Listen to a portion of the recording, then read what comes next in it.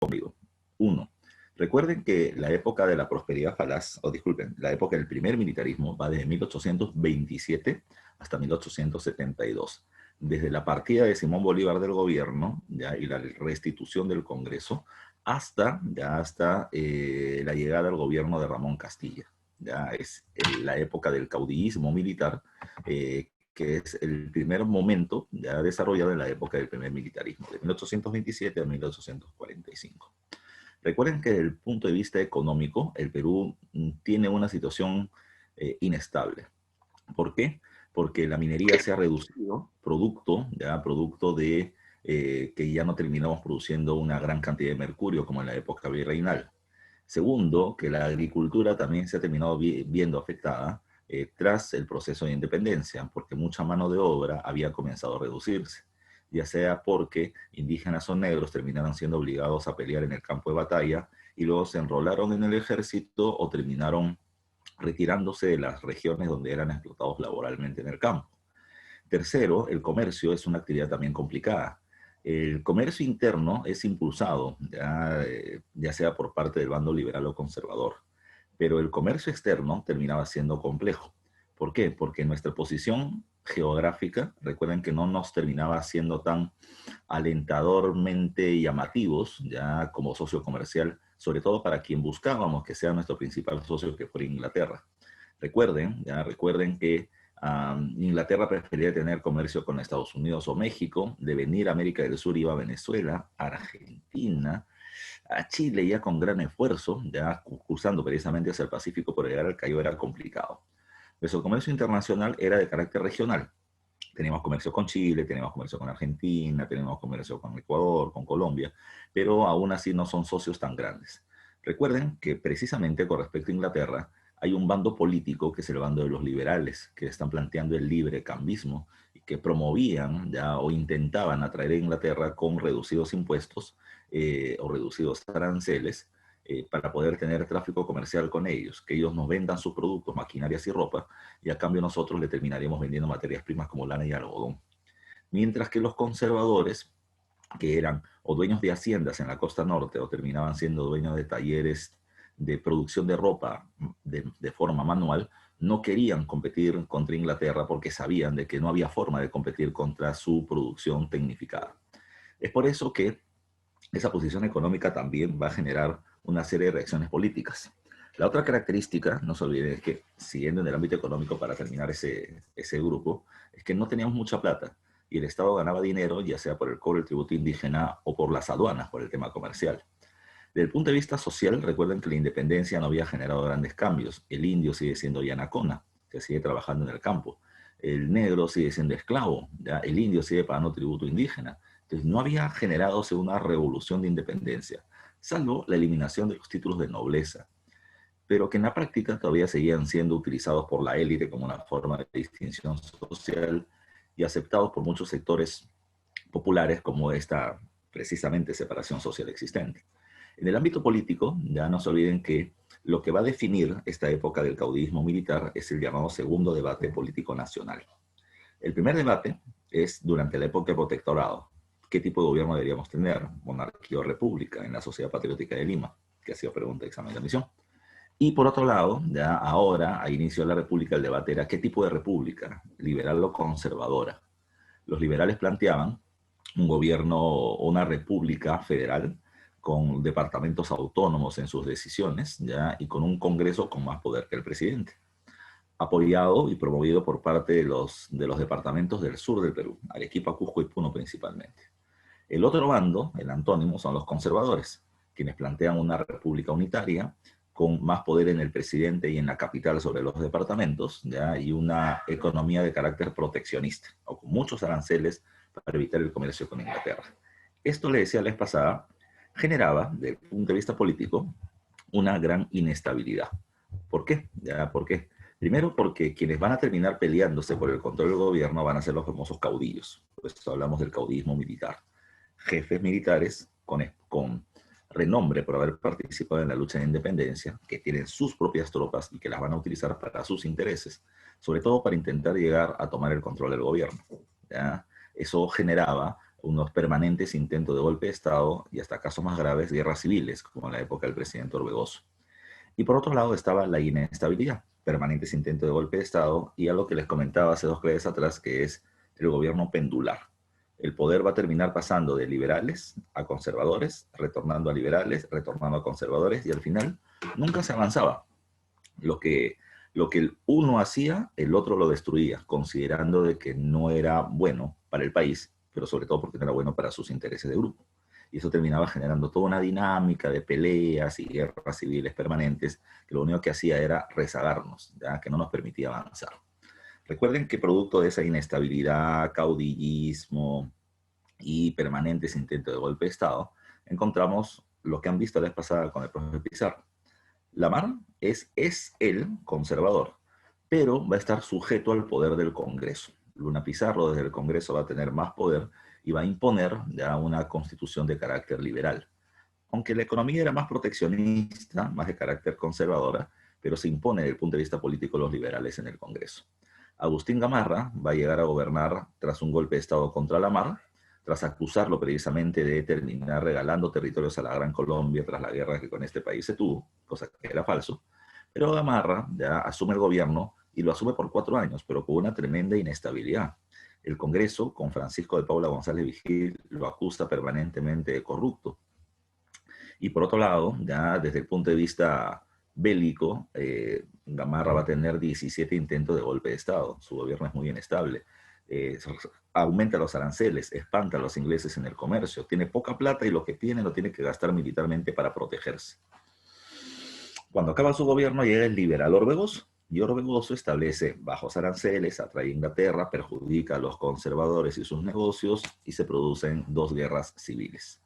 Producto de las guerras civiles, terminamos teniendo como consecuencia, primero el abrazo de Maquinguayo, una tregua tras la Primera Guerra Civil, el golpe de Estado de Salaverry, que, digamos, gobierna en la misma época que Orbegoso, y la solución a esto fue una guerra en donde participa la Fuerza Militar Boliviana.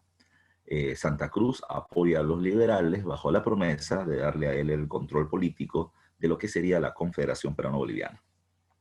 La Confederación, ¿ya? Que ha sido varias veces pregunta de examen de admisión, es un tema excepcional para esta primera época.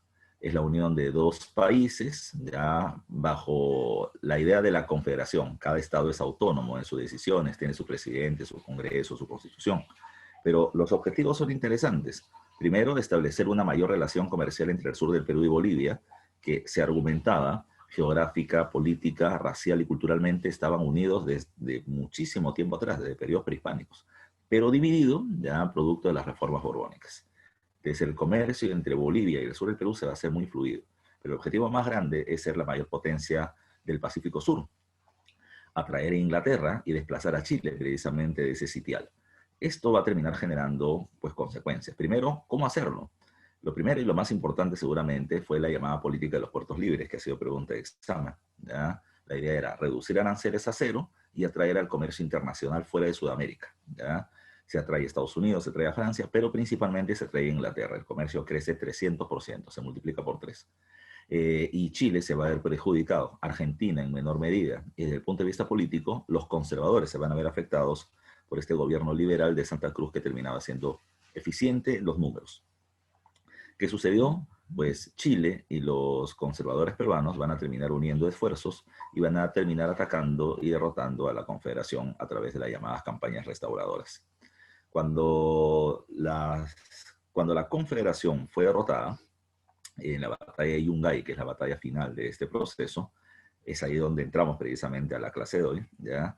Chile está buscando que el nuevo gobernante del Perú termine siendo evidentemente peruano, no podía ser un virrey chileno, tenía que ser un peruano, pero ese peruano tenía que estar en contra de la Confederación, tenía que estar en contra de las medidas liberales de la Confederación, como la política de los puertos libres, y tenía que ser pues cercano a Chile. ¿Y quién cumplía todos los requisitos para ese momento? Pues el personaje que está a continuación y con quien empieza la clase de hoy, Agustín Gamarra. Agustín Gamarra va a ser presidente por segunda vez entre el año de 1839 y 1841. ¿Ya? Recuerden que ya había sido presidente entre 1829 y 33. Ahora, Agustín Gamarra, repito, apoyado por parte de Chile por sus políticas conservadoras, va a terminar llegando a la presidencia de la República. ¿Qué es lo importante de Gamarra? ¿Ya? ¿Qué es lo importante de Gamarra? ¿Qué ha venido como pregunta de examen de admisión de San Marcos con respecto a Gamarra? Ha venido solamente una cosa, ¿ya? Que debe estar por acá, ¿ya? Que es que durante el gobierno de Gamarra se va a terminar iniciando la comercialización del guano, ¿ya? Pero eso lo vamos a hacer en un ratito. Entonces, desde el punto de vista político, lo primero que hace Gamarra, ¿ya? Repito, es convertirse en presidente respaldado por Chile y va a reunificar el territorio peruano. ¿Por qué digo reunificarlo? Porque recuerden que durante la Confederación Perú se divide en dos, Estado norte peruano y Estado sur peruano. ¿Ya? Entonces se reunifica el Perú, ¿ya? Con Gamarra como presidente, y lo que va a terminar haciendo es eliminar las medidas liberales de la Confederación.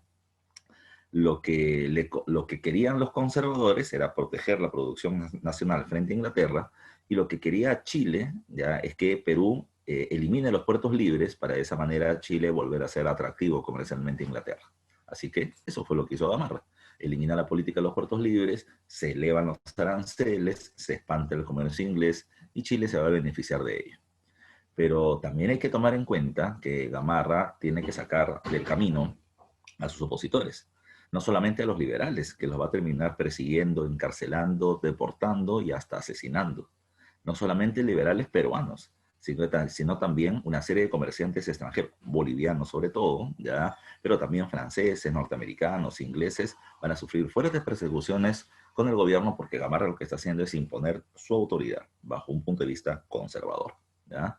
Se elimina el liberalismo de la Confederación y se restituyen las medidas conservadoras.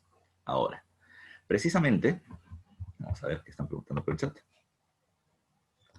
Me dice Jean-Pierre que es un Sánchez Cerro. No tanto, lo que pasa es que el contexto es muy diferente, ¿no? En el caso de Sánchez Cerro, habría que tomar en cuenta que el contexto es el momento de crisis internacional, que las políticas conservadoras eran auspiciadas por parte de los Estados Unidos, ya parecía ser el modelo económico de la época. En el mundo, ya si lo queremos poner así, ya, y creo que esto lo dije también hace un par de semanas, Perú no es el único loco ya que termina teniendo liberales y conservadores peleándose, caudillos peleándose por el control del gobierno. Eso pasa en toda América Latina, salvo en Chile y Costa Rica. Son los únicos países políticamente estables. Pero todos los demás están peleándose, peleándose, peleándose. ¿Ya? Siempre con la misma dicotomía de liberal y conservador. Pero ahora tenemos un Gamarra, repito, que está imponiendo esa autoridad. Como la Confederación había establecido una nueva constitución, la de 1838, evidentemente bando liberal, ¿ya? Y librecambista, pues Gamarra, conservador, va a terminar eliminando, ¿ya? La constitución de la Confederación y establece una nueva constitución, ¿ya? La constitución de Huancayo, de carácter conservador. Profe, hasta ahí, ¿cuántas constituciones vamos? ¿Ya? Tenemos la del primer Congreso, ya tenemos la del primer Congreso. Tenemos la de la Mar, la de 1828. Luego tenemos la constitución la constitución vitalicia, me estoy olvidando de Simón Bolívar. Luego tenemos la constitución de la Confederación y esta es la quinta constitución. Mira, estamos en 1839. No han pasado ni 20 años de ser independiente y ya tenemos 5 constituciones. Por eso le decía la vez pasada que cuando hablamos de la inestabilidad política, no solo es hablar de los permanentes intentos de golpe de Estado, sino que los gobernantes establecen constituciones que se amolden a sus intereses, que se amolden a su poder, y esto genera en los inversionistas extranjeros, por ejemplo, ¿cuál es la palabra? El no saber qué va a pasar, el no saber qué va a pasar. Una de las características que buscan los empresarios actuales en el mundo, y en realidad en cualquier momento de la historia, es algo llamado la capacidad de predictibilidad sobre un país.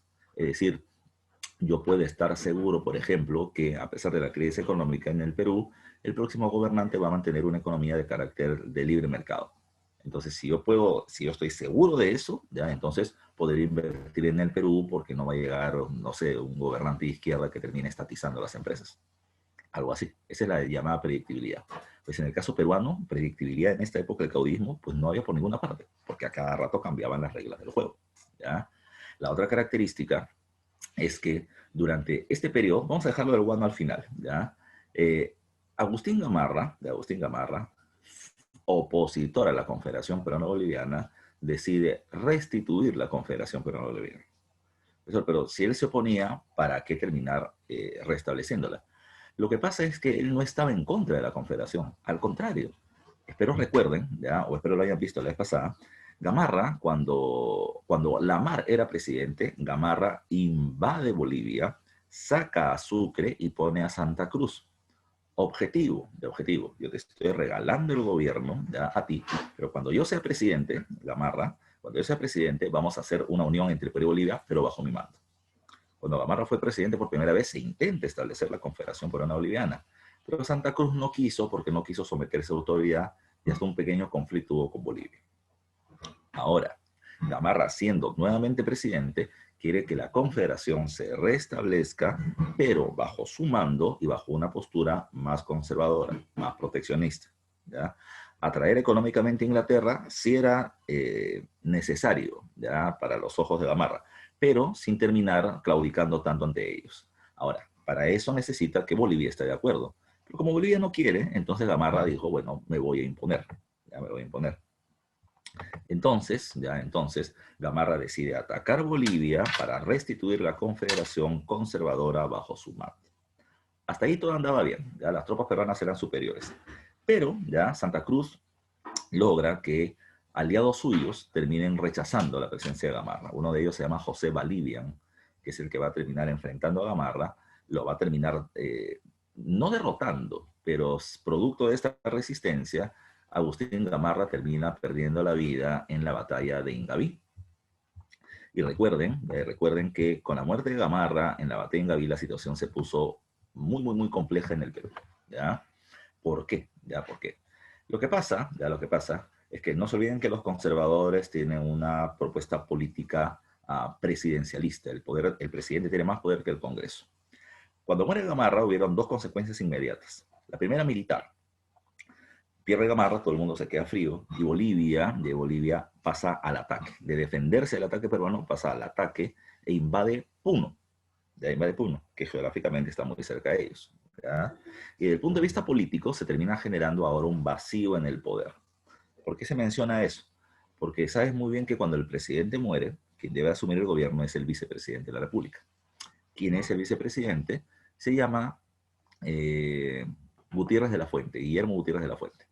Gutiérrez de la Fuente es el vicepresidente, la mano derecha de Agustín Gamarra, ¿ya? Pero él es el jefe militar del gobierno.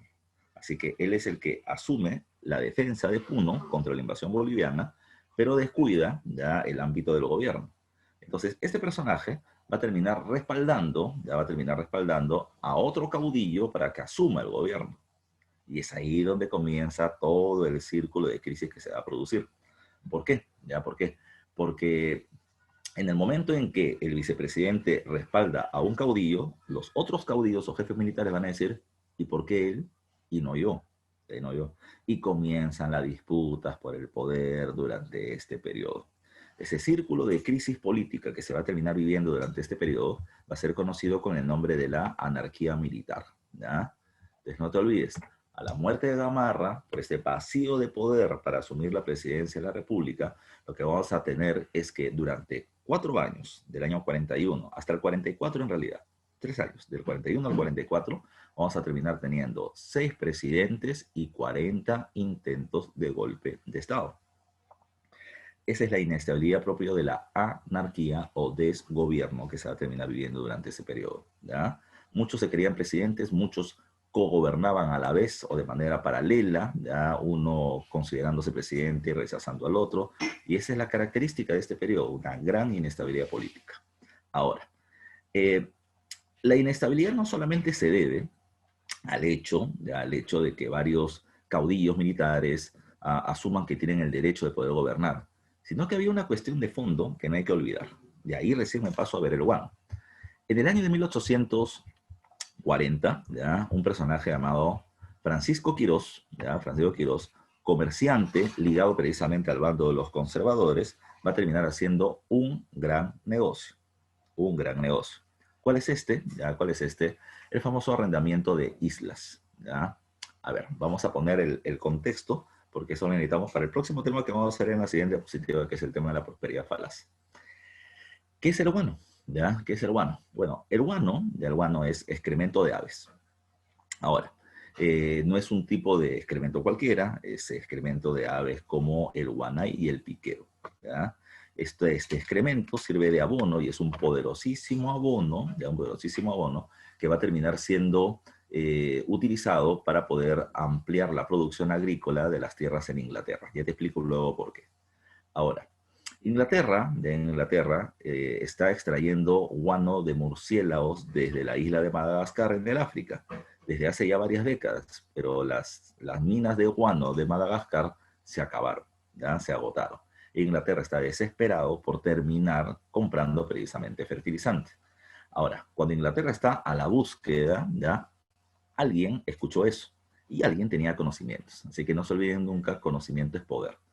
Quirós sabía que teníamos en la costa, literalmente tirado en la costa peruana, un montón de excremento, ya que era un poderoso fertilizante, pero que no estaba siendo explotado de manera adecuada.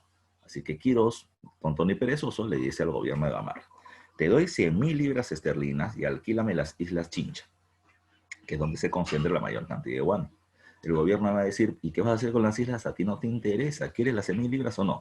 Tomando en cuenta que 100.000 libras esterlinas para esa época era un montón de plata. El gobierno acepta, se hace un contrato de arrendamiento o alquiler de islas por un año, ya por un año, a Francisco Quirós. Francisco Quirós invierte 100.000 libras esterlinas y gana en un año 1.000.000 de libras.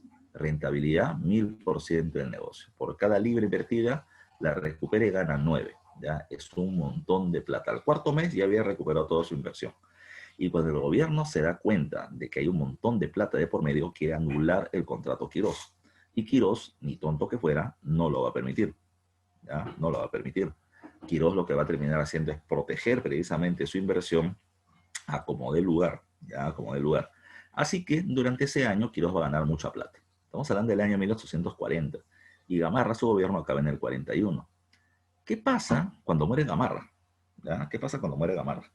Cuando muere Gamarra, ¿ya? Cuando muere Gamarra, los intentos de golpe de Estado que se van a producir en la época de la anarquía militar no son solo por el tema de llegar a ser gobernante. Recuerden, hacer golpes de Estado implica tener tropas, armas, caballo, financiamiento para todo este proceso. Y detrás de los caudillos siempre habían grupos de poder locales, ya sean grupos de poder de comerciantes de provincias o de Lima, y lo que ellos querían, como cualquiera que invierte, es que si yo invierto en alguien, algo voy a ganar. Y lo que querían estos inversores, precisamente de los caudillos golpistas, entre los muchos intereses, era, yo te pongo a ti como nuevo presidente y cuando tú llegues al gobierno, fírmame un contrato de explotación del guano a mí. Entonces, esta época de la anarquía militar no solamente hay que verla como una época de peleas entre caudillos por el control del gobierno, ya desde el punto de vista político, sino también implicaba ya de que estos caudillos eran financiados por grupos de poderes comerciales que quieren llegar al poder, ya, o que quieren utilizar al poder para poder explotar el guano. Eso es parte de lo que también sucede durante esta dinámica. Ahora, ¿qué otro dato más podemos ver durante este periodo? Durante este periodo se funda el Colegio Guadalupe, por ejemplo, ya de tendencia liberal. Ya durante este periodo se va a fundar el diario El Comercio, que al principio solamente terminaba viendo temas, literalmente como dice su nombre, de carácter comercial. ¿Ya? Ahora, lo que debe tomar también en cuenta, ya lo que debe también tomar en cuenta es que durante el periodo de Agustín Gamarra, ya, o durante el periodo de la anarquía militar, pasando de esta época, ¿qué va a suceder al final? Producto de todas estas broncas que se venían produciendo por el poder, siempre se menciona un personaje, que es Ignacio Vivanco. Vivanco terminó siendo el personaje que logró darle a este periodo de caos una época de estabilidad. Entre 1843 y 1844, este personaje va a establecer un gobierno ya conocido con el nombre de El Directorio. ¿Ya? Y este directorio va a terminar estableciendo una constitución de carácter conservadora, pero que sus opositores consideraban como dictatorial. ¿Por qué? Porque por más que había una suerte de congreso, los opositores decían que este congreso no terminaba representando los intereses del pueblo, ¿ya? Así que por lo tanto lo terminaban rechazando. Así que, si bien, repito, Vivanco dio cierta estabilidad a los conflictos internos, no terminó durándole esto mucho tiempo. ¿Por qué? Porque finalmente va a recibir un golpe de Estado. ¿Y quién le va a dar el golpe de Estado? Ramón Castilla. Se produce en el año 44 una nueva guerra civil dentro de la anarquía, ¿ya? Entre el banco del directorio, o el banco del directorio de banco, y los constitucionalistas o reformadores de Ramón Castilla. Y la guerra la termina ganando Castilla. Castilla fue muy hábil, ¿ya? De Castilla no voy a hablar mucho directamente hoy, porque lo estoy dejando para la clase de la próxima semana. Pero indirectamente sí hay que tomar en cuenta que Castilla fue muy hábil. Es el hombre más importante, políticamente hablando, de la primera etapa de la prosperidad falaz. Este personaje, ¿qué hizo? Dio golpe de Estado, sacó a Vivanco, de Azogue de Banco, y hábilmente, en lugar de asumir de manera inmediata la presidencia, convocó un congreso, ¿ya? Para mostrar una cara democrática. En ese congreso, ya evidentemente, la mayor cantidad de congresistas van a ser del bando de Ramón Castilla. Y ellos van a terminar estableciendo una convocatoria de elecciones en la que Castilla termina siendo electo presidente. Entonces Castilla va a quedar en la historia, no como el golpista Castilla, sino que va a terminar quedando como el que restituye la democracia y el orden constitucional, porque a través del Congreso terminó siendo elegido en elecciones populares. De esa forma Castilla termina justificando, legitimando su llegada al poder. A ver, me están preguntando por acá.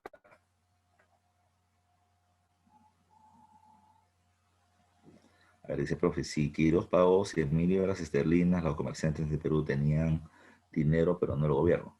Voy a repetir, el gobierno tiene mucha más que esa plata, ¿ya? O sea, el Estado es quien tiene mayor cantidad de recursos, sin duda alguna, es el mayor proveedor de servicios, el mayor proveedor de trabajo. 100.000 libras es mucha plata, pero el gobierno tiene más que eso, pero es una inversión, repito, que si lo ponemos en términos actuales son como 10 millones de dólares. Por unas islas, ya, por unas islas que vuelvo a insistir, el gobierno peruano no le da importancia, y no le da importancia porque no conocía la importancia del guano. Recién cuando Quirós comienza a hacer plata es que dice, uy, ya podría sacarle yo mayor cantidad de ventajas. Entonces, pero como Quirós está ligado al poder político de Gamarra, pues él va a terminar teniendo sus contactos para proteger su inversión. Es todo parte de la política, es todo parte de la negociación. Los grandes negocios se hacen con política.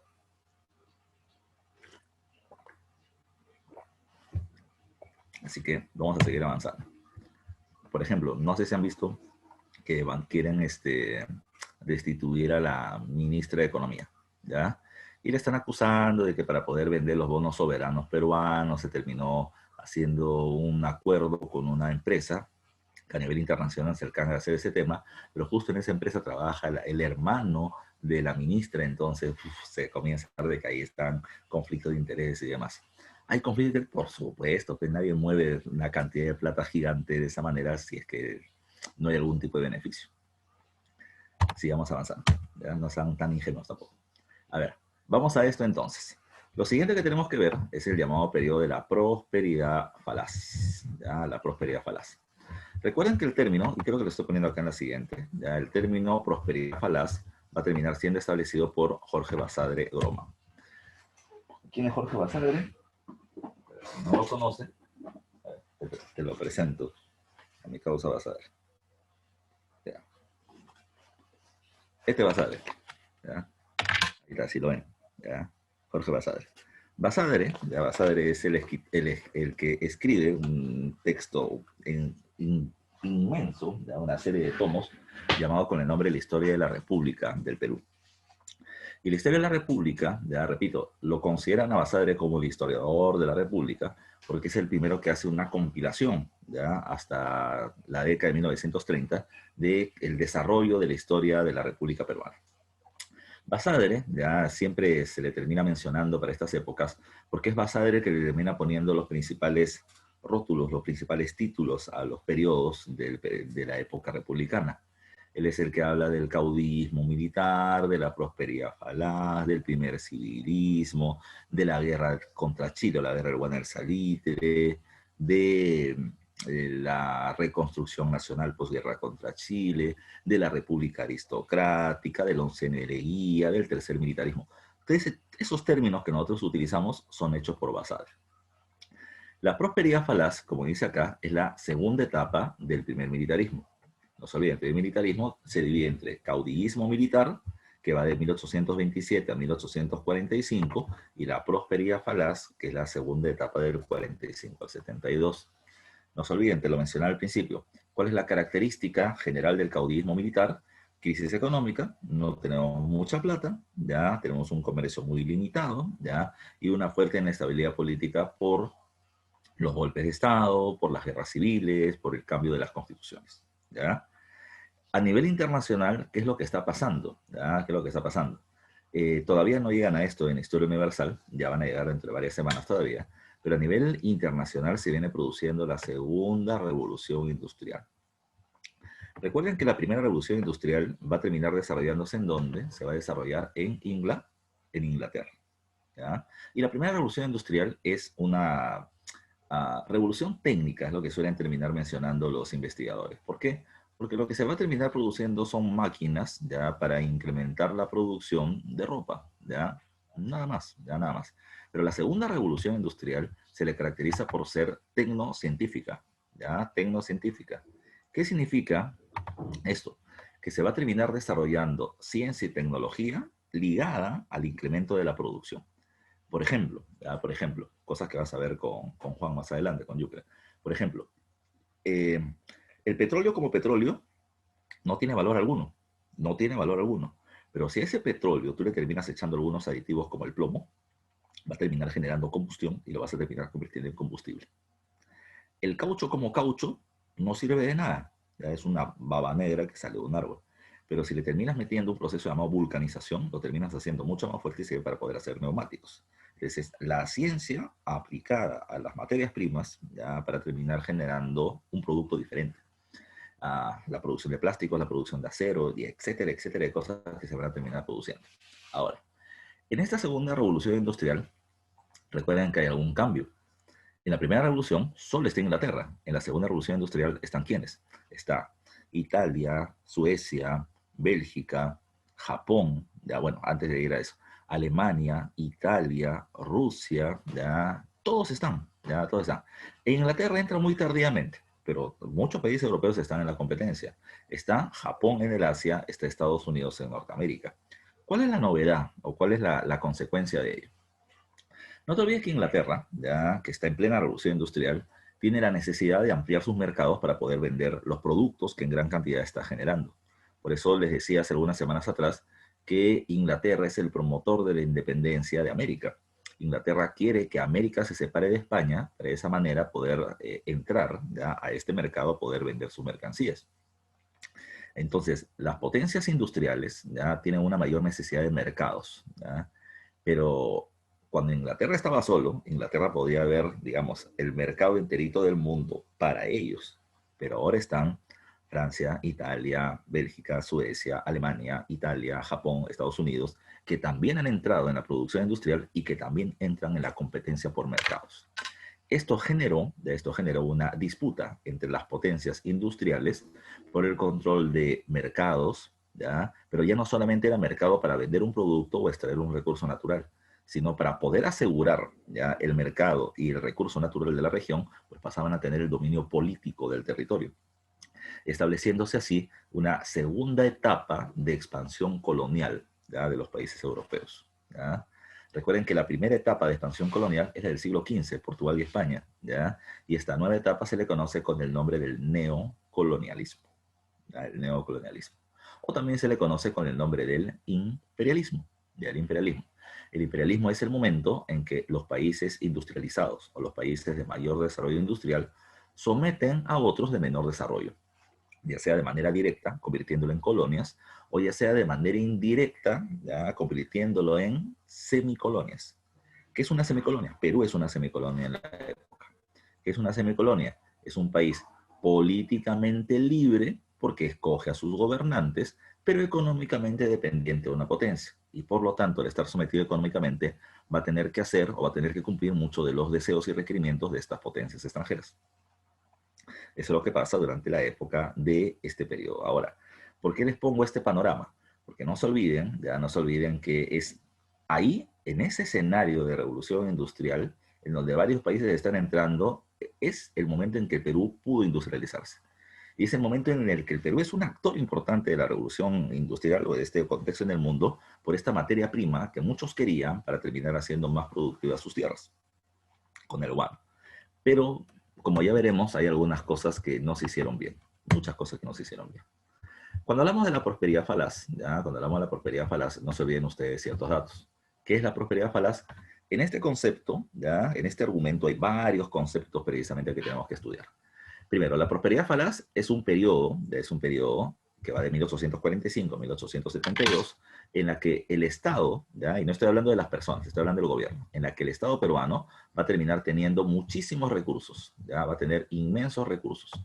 O sea, va a terminar ganando mucha plata. Y va a terminar ganando mucha plata, ¿gracias a qué? Gracias al comercio del guano, ¿ya? ¿Qué es el guano? El guano está acá. El guano es un poderoso fertilizante, que en un momento pasaremos a ver detalles, ¿ya? Ahora, ¿por qué se gana mucha plata? Porque tiene una gran demanda externa el guano, ¿ya? Muchos quieren nuestro guano, ¿ya? Muchos quieren nuestro guano. Pocos lo tendrán, ¿ya? Ahora, la cuestión es, ¿por qué lo quieren tanto? Porque es un poderoso fertilizante. ¿Quién compra más? El mayor consumidor, ya, entiéndase consumidor como comprador, no que se lo come, del guano termina siendo Inglaterra. Ya, termina siendo Inglaterra. Insisto, ¿por qué? A ver, no se olviden, insisto, Inglaterra quiere aumentar la productividad de sus tierras, ¿ya? Pero, profesor, ¿por qué si Inglaterra está en plena revolución industrial? Entonces hay que ver el contexto. Inglaterra es un país con una fuerte industria textil. La industria textil ya requiere dos materias primas principalmente, que son el algodón, ¿ya? Y la lana. Algodón no lo produce Inglaterra. El algodón Inglaterra lo termina obteniendo de sus colonias o de otros mercados. De su colonia, India, que es el mayor proveedor de algodón. Y de otros mercados, Estados Unidos o países como el Perú, que también le terminaban vendiendo sus productos. Pero no va por ahí. Lo que pasa es que en Inglaterra lo que sí había era una gran cantidad de crianza de ovejas. Y para poder criar ovejas, ya yo requiero aumentar los espacios para la ganadería. Pero si yo aumento los espacios para la ganadería, los espacios para la agricultura se terminan reduciendo. Entonces, ¿qué cosa es lo que necesitaba Inglaterra? Que estos campos cada vez menores en tamaño sean más productivos. ¿Qué pasaba? Recuerden que desde la Edad Media, desde el siglo XI en adelante, las tierras europeas han comenzado a perder productividad, han comenzado a erosionarse. Entonces, ¿qué pasaba? Desde esa época se generó un sistema llamado con el nombre de tierra de barbecho o sistema trienal, ya de rotación trienal. Pero no se olviden, las tierras eran divididas en tres partes, si lo queremos llamar así. Una porción era tierra de cultivo de trigo, ¿ya? Que es lo que mayormente consume la gente en Europa. La segunda porción es tierra de producción de legumbres, lechugas, ¿ya? Zanahorias, rabanitos, etcétera, ¿ya? Y en la tercera era tierra de barbecho, tierra de descanso. Entonces, ¿qué pasaba? Durante un año o más tiempo, esta tierra se le dejaba descansar para que recupere sus nutrientes de manera natural, porque no estaba siendo explotada. Y luego de descansar, ¿qué pasaba? Acá se cultivaba después de un año verduras, después de un año trigo y después de un año se le dejaba descansar. Así rotaba el sistema.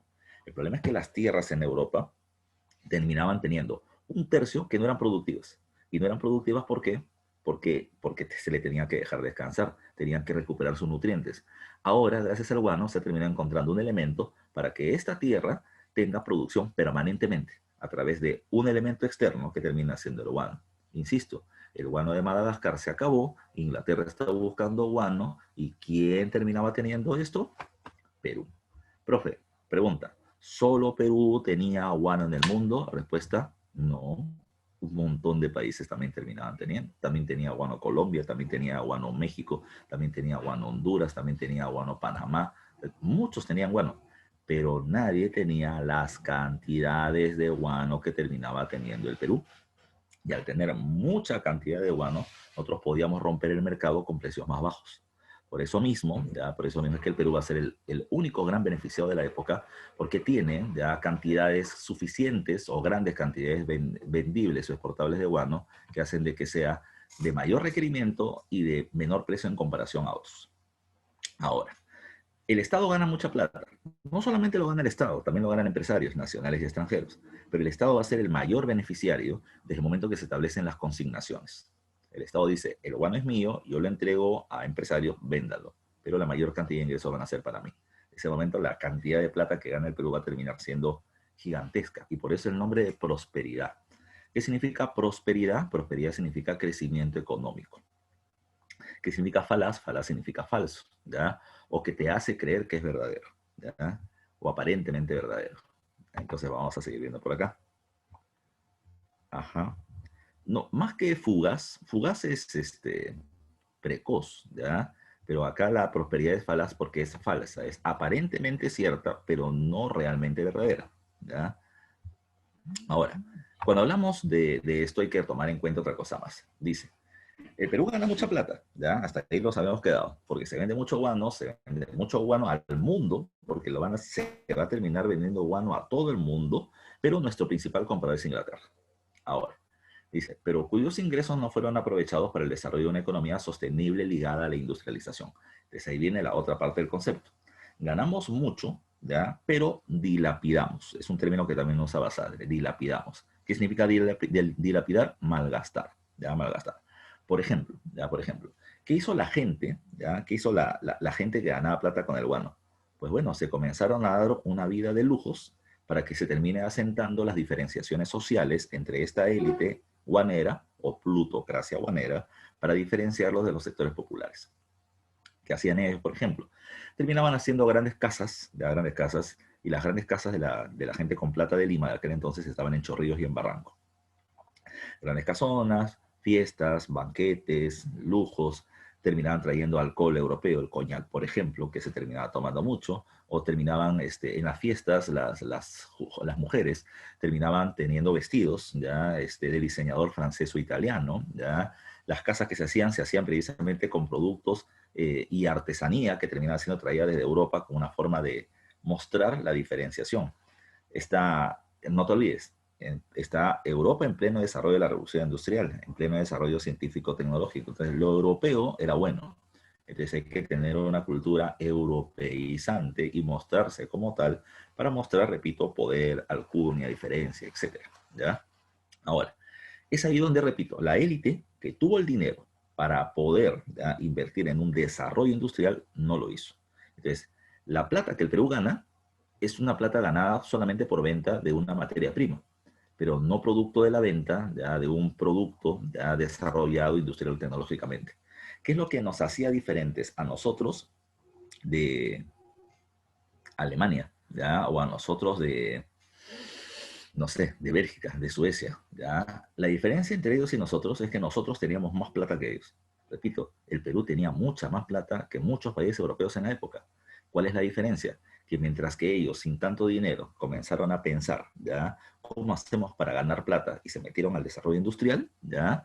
Nosotros lo que hacíamos es que la obra de Jesucristo nos terminó lanzando un montón de excremento en las costas para poder venderlo. Y ganamos un montón de dinero. O sea, como que la tuvimos fácil. De esa manera, no terminamos teniendo una élite que haya terminado diseñando un proyecto de crecimiento económico. Simplemente la plata vino, la gastaron, la gastaron, la gastaron, la gastaron, la gozaron, ya la gozaron. El problema fue cuando el guano comenzó a perder su precio. Entonces, así como el dinero del guano llegó, el dinero del guano se fue. Por eso hablamos de una prosperidad falsa. ¿Ya? La prosperidad estuvo ligada solamente a la cantidad de ingresos que terminó generando la venta del guano en un determinado periodo. Pero nunca, ya que esto es una palabra especial, nunca se terminó desarrollando una economía sostenible. ¿Qué significa sostenible? No sé si lo han escuchado por economía o por geografía. Se habla de economía sustentable cuando se termina siendo ecoamigable. ¿Ya? Es decir, cuando se busca crecimiento económico, pero sin perjudicar el medio ambiente. Y se habla de sostenible, ¿ya? Cuando lo que tú inviertes va a terminar permitiendo ganancias en el paso del tiempo por mucho tiempo. ¿Ya? Por mucho tiempo.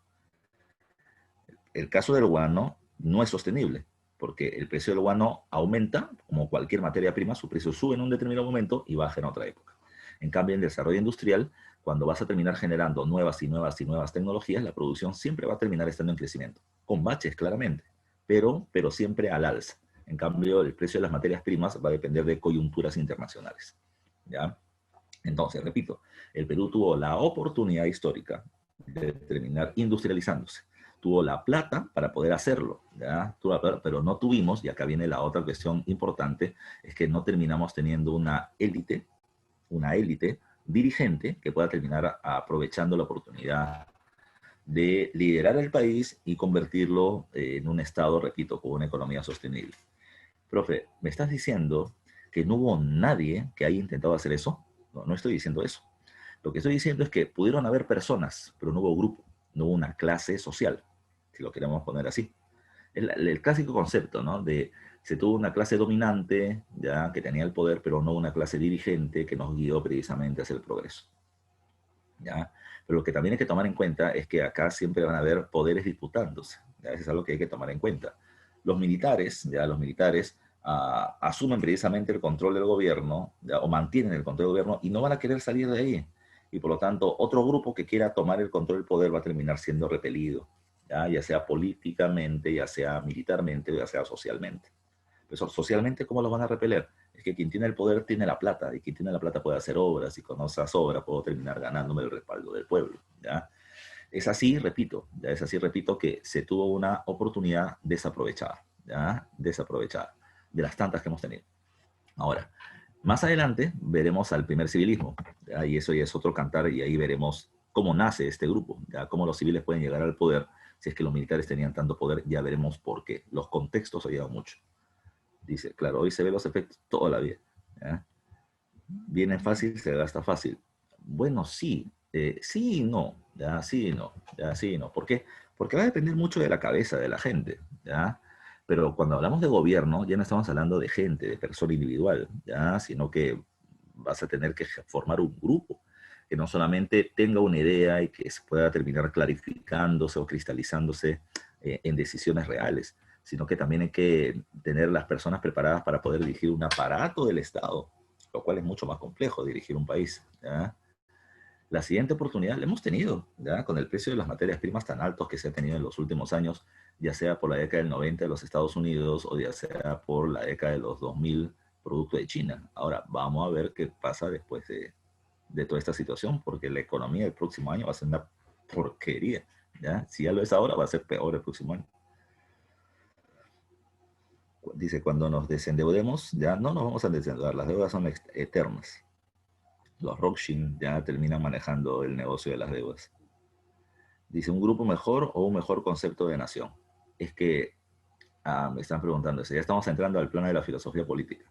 Lo que pasa es que, y creo que les comenté esto, aunque más se ve en historia universal, la nación, ¿ya? El término tradicional de nación es un conjunto de pueblos que tienen historia, territorio, idioma, raza, costumbres en común. Pero hay un, ¿cómo puede ser? Filósofo político eh, inglés llamado Benedict Anderson, que tiene un libro llamado Comunidades Imaginadas, que te voy planteando de que eso es falso, ¿ya? Cuando hablamos de una comunidad, o sea, de una nación, la nación no existe per se, ¿ya? Por sí misma, sino que la nación es una creación, ¿ya? Es una creación. Es una creación de quien tiene el poder y que tiene una visión precisamente a largo plazo del poder y va creando un concepto de qué cosa es nuestra nación, ¿ya? Entonces, ¿qué cosa es ser peruano? Ahí está fregado. Han habido varios intentos, pero lamentablemente nuestros conceptos de nación, por ejemplo, han terminado siendo muy elitistas. No han terminado logrando integrar a todos los sectores de la nación. No podemos hablar de una raza, ¿ya? No podemos hablar de la raza mestiza, porque los blancos van a decir, mestizo, tu mamá, ¿ya? Los negros, mestizo, yo, tú serás cholo, yo no, ¿ya? Desde ahí comienza, que somos la raza peruana, la raza inca. Inca, no, yo soy huanca, compadre, odiamos a los incas. Entonces, esta cuestión de que nos odiamos todos contra todos hace de que no terminemos teniendo un buen concepto nacional. La raza mestiza, la raza cobriza, la raza peruana de la comida con Gastón Acurio, hasta eso creo que nos unió más. Pero no tenemos un concepto muy claro de nación, porque tampoco tenemos una élite ya clara de Perú. Si tuviéramos una élite clara y un gobierno de largo aliento se puede establecer un concepto nacional. Pero es un trabajo de largo aliento, ¿no? Eso se crea con dictaduras. Me van a disculpar por lo que digo, pero eso se crea con dictaduras. Con dictaduras, pues, ¿ya? Esos que se quedan 30, 40 años en el poder y terminan creando un concepto, ¿ya? ya sea por creación o por oposición, porque la gente los odia tanto al final que dice, ah, toda esta vaina no sirve, mejor vamos a hacer otro tipo de política. Pero son cosas que me voy a meter a discutir acá y nunca terminamos. Vamos a hacer clase en la universidad. ¿Ya? A ver, regresando al caso. A ver, regresando al caso. Sí, la pluriculturalidad es bonita, ya en el concepto, ya, pero anda, dile pues, ya anda, dile pues al pata este del pituco de San Miguel que le termina diciendo al serenajo que termina siendo un serrano y qué cosa hace él, ya, o este pata que terminaba siendo abogado y cuando la policía pasaba por las calles, este abogado blanco pituco, ya le terminaba gritando a los policías, incapaz, es serrano, o sea, su trabajo, o sea, tenemos esas diferencias así bien marcadas. Entonces, hablar de la multiculturalidad es real. Somos multiculturales, multiraciales, multiétnicos, multi. Pero aceptar que el otro es igual a mí, semejante a mí, que el Estado nos tiene que beneficiar a todos, es algo que en nuestra cabeza no cabe. ¿Ya? El serrano es inferior, el negro es inferior, el indio es inferior. ¿Ya? Entonces, tenemos esas ideas de cada uno con su espacio, cada uno con su grupo. ¿Ya? Cuando dejemos esta idea de grupo, es cuando vamos a terminar logrando una idea de unidad. ¿Ya? Creo que hace algún tiempo le decía esto.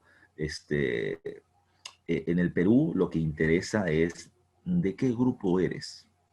¿Ya? De qué grupo eres. Y eso te va a pasar mucho más adelante en el tiempo. ¿Ya? ¿A quién conoces? ¿Ya? Amigo de quién eres. ¿Ya? Si no eres amigo de alguien, ¿ya? O protegido de alguien, o aliado de alguien, no eres nadie. ¿Ya?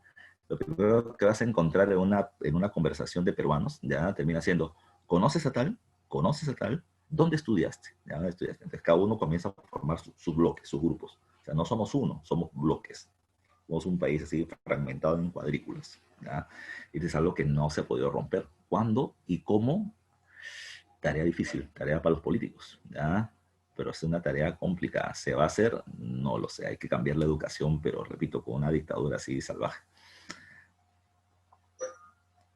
eh, no te van a meter todo adoctrinamiento, sea una educación única. Es que yo creo que tiene que haber una...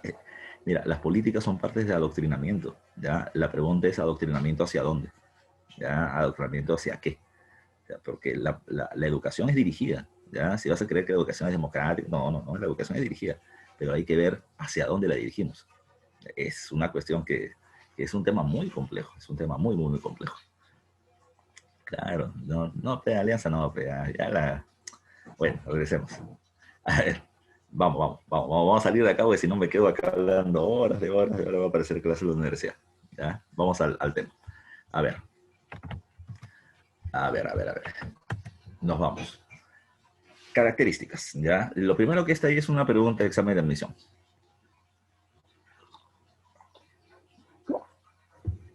A ver, pregunta de examen de admisión. ¿Cuál fue la principal fuente de ingresos del Estado peruano durante la segunda mitad del siglo XIX? Y la respuesta termina siendo, pues, la venta del guano definitivamente, ¿ya?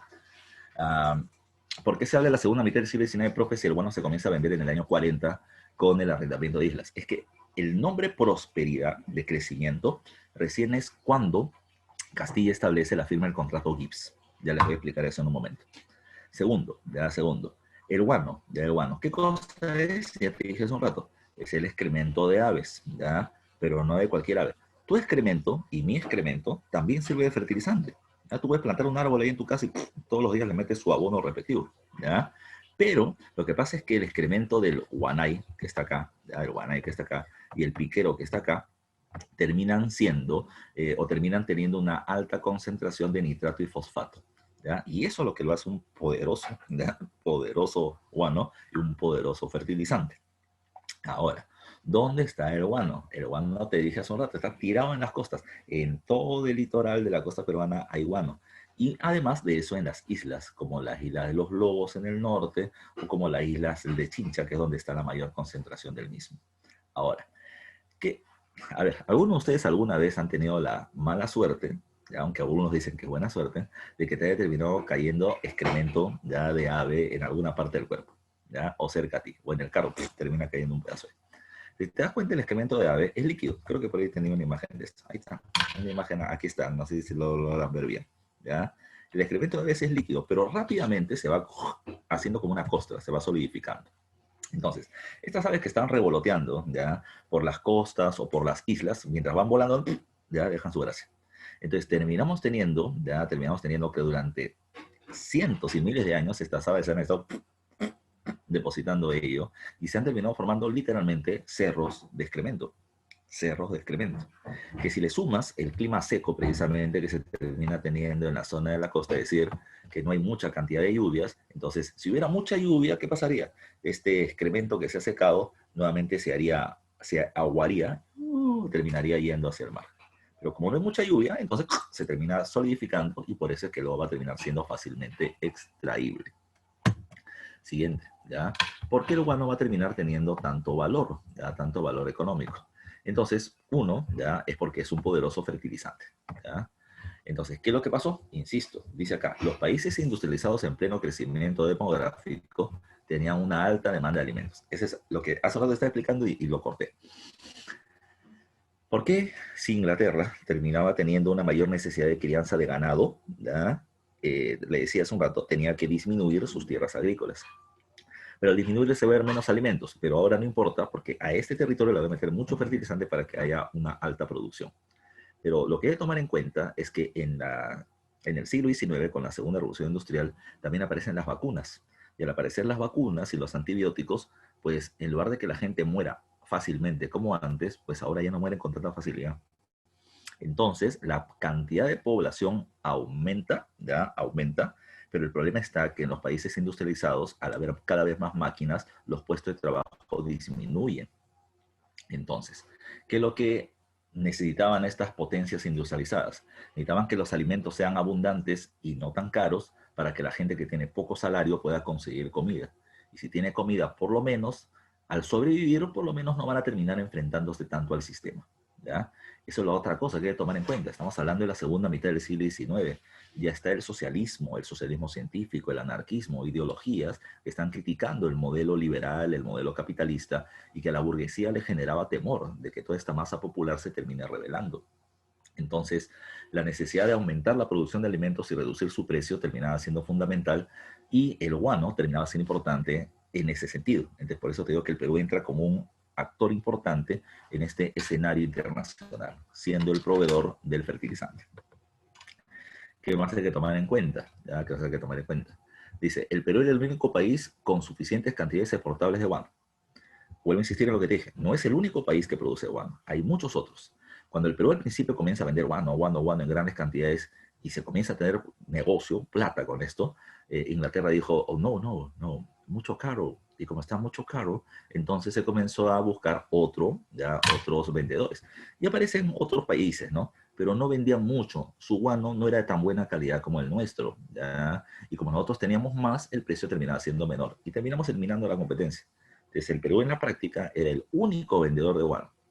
No éramos el único que lo teníamos, pero sí éramos el único vendedor porque teníamos grandes cantidades exportables de este recurso.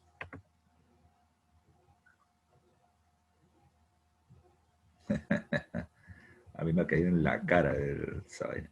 Pero bueno, dice acá, precisamente, dice otro elemento más, al haber muchos países que tienen guano, entonces se produce una ley económica nada más. Existen muchos demandantes y solo un ofertante. Entonces, este ofertante puede terminar poniendo el precio al guano que se le dé la gana. Por oferta y demanda, muchos piden, entonces yo voy a ver quién da más. Bueno, ¿a quién da más? Entonces, el precio del guano sube y sube y sube y sube de manera permanente. Ya te dije hace un rato, ¿quién es el país que terminaba comprando más guano? Inglaterra. Pero cuando la producción inglesa subió gracias al guano peruano, pues la gente se pasaba la voz o se preguntaba, oye, ¿cómo hace Inglaterra para eso? No, el guano peruano, ¿ya? Entonces se comenzaba a tener cada vez más países interesados en la compra de nuestro guano. Estados Unidos, México, Italia, Francia, España, Rusia, Australia, Japón terminaban comprando guano. Acá le estoy poniendo un pequeño afiche de esto es Inglaterra, ¿ya? Eso terminaba, si no me fue en la memoria, ¿ya? Luego terminaba siendo un afiche de la venta del guano, o sea, de lo que ofrecían los empresarios que vendían el guano para los agricultores. Acá me dice algo así como soluble, como que se deshace al agua, ¿no? Como que es un fertilizante no sólido, sino medio líquido, ¿ya? Soluble Pacific One. ¿Ya? ¿Para qué sirve? Sirve para el maíz, para las papas, ya para poder cultivar tabaco, para poder cultivar gras, o sea, para aumentar los espacios de crecimiento de pasto para que el ganado pueda terminar comiendo, ¿ya? Etcétera. ¿Ya? Y para todos los jardines vegetales, para todos los viveros, etcétera. O sea, lo terminaban vendiendo como el producto estrella, el producto maravilla, ligado a la producción agrícola, ¿ya? Entonces, esto, ya eso terminaba siendo el negocio que estaba alrededor. El Perú era el gran proveedor y había un montón de ventas precisamente de este producto a nivel internacional. A ver, ¿qué más hay que tomar en cuenta? Sigamos avanzando. Dice, los costos de extracción del guano eran muy bajos. ¿Por qué? Porque no requería procesos químicos, ¿ya? No requería nada. El guano tú lo sacabas directamente de las islas, nada más, no requería nada. ¿Qué requerías? Un trabajador.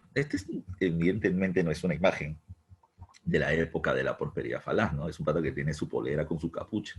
¿Por qué? Porque hasta la actualidad se sigue extrayendo el guano. Profe, o sea que todavía seguimos vendiendo guano, pero por supuesto, ¿ya? Por supuesto.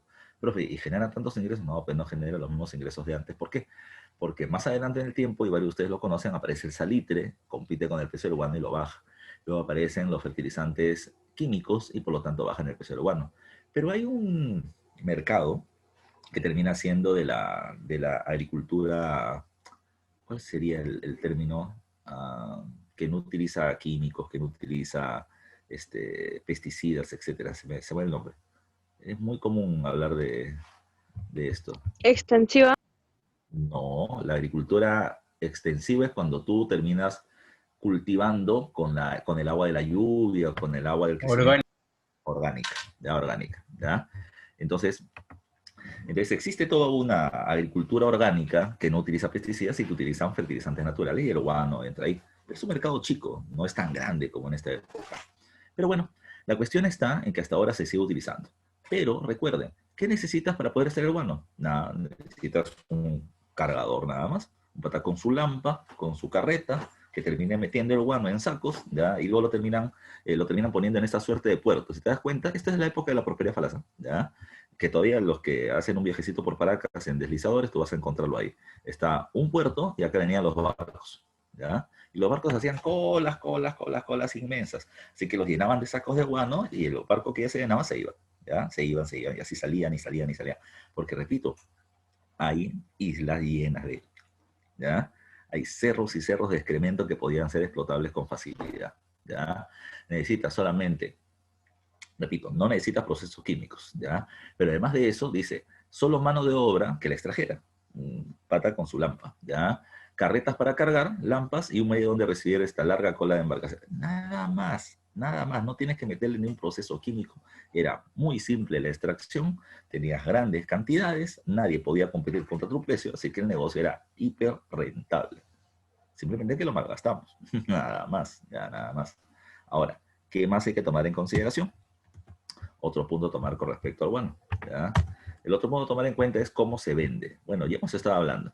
Esto lo vamos a ir viendo además en el paso de las clases, pero te pongo el panorama general del guano. Algunos autores van a poner 3, yo prefiero ponerlo 4, ¿ya? Te explico la diferencia por qué.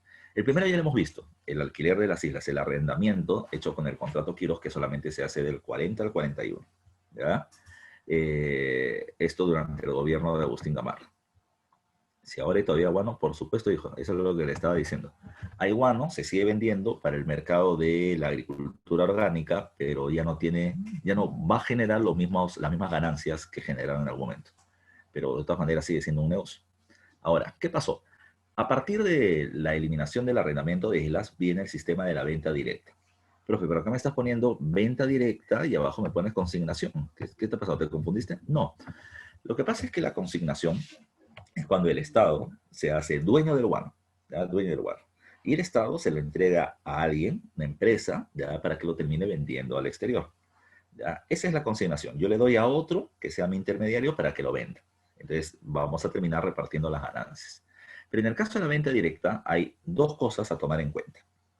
Punto número 1, los únicos que tenían, o sea, que ganaron por cuestiones de manipulación política el licenciamiento para poder vender el guano peruano eran los peruanos. O sea, para poder vender guano tenías que ser peruano. ¿Ya? Peruano. Entonces, esto es parte de un discurso, ¿no? ¿Ya? Si el producto es peruano, porque se van a beneficiar los extranjeros. Entonces, por ahí alguien deberá poner, no sé, todavía no lo leo, pero van a ponerle eso de los hijos del Perú o los hijos de la patria, ¿ya? Precisamente eso. Pero ese discurso no es de esta época. Ese discurso es más adelante. Pero ya se utilizaba, simplemente que más adelante se va a hacer con mucha fuerza.